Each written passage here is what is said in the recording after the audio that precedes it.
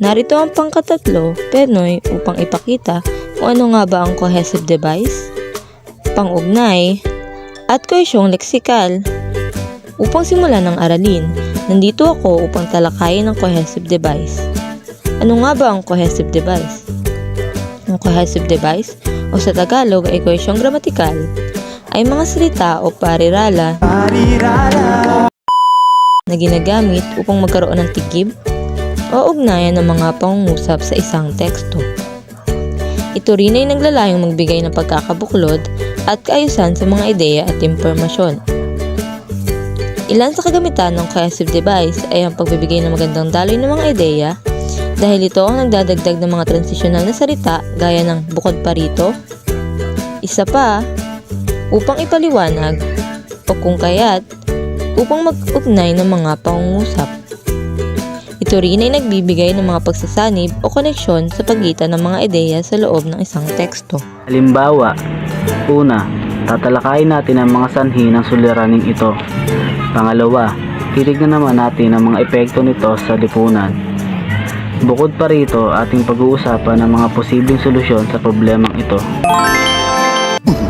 Una, ang kapal na mukha mong sabihing patay na patay pa rin ako sa'yo. Pangalawa, ekonomiya pala, pati si Maros ako usapin mo, bakit ako?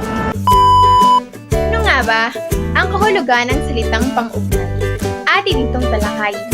Hinahati ito sa dalawang bahagi. Ang pang-una ay pang-ugnay na pandunan. Itinuturo nito ang relasyon ng mga salita o parirala sa pangangalan. Ang halimbawa nito ay sa, ng, mula sa, para sa, at iba pa. Nagmula sa kalangitan, lumagapak sa kalupaan, narito na sa inyong harapan ang nag-iisang diwata na mukhang kawatan. Ang sumunod naman ay pang-ugnay na pamamaraan. Ginagamit ito upang ipahayag ang pagkakasunod-sunod ng mga pangyayari o mga pang-araw-araw na gawain. Ang halimbawa nito ay ng, noong, kapag, kailanman, at iba pa. Gano'n naman talaga ang asawa ko. Kahit na nung nabubuhay pa si Alex. Lalo na nung namatay na si Alex.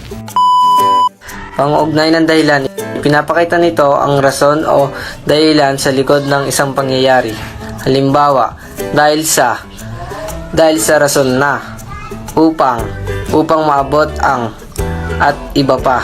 Halimbawa, ang pampublikong edukasyon ay mahalaga upang matugunan ang pangangailangan ng mga kabataan sa kaalaman at kasanayan. Ngunit may mga hamon ding kinakaharap ang sektor na ito sa pagpapatupad ng mga reforma. Kohesyong leksikal. Maiksing kahulugan o sariling kahulugan. Ito ay may salitang may parehong kahulugan o nagpapaiwatig na magkatulad na ideya. Halimbawa, ang salitang malaki at malalaki, maganda at magandang, masaya at kaaya-aya.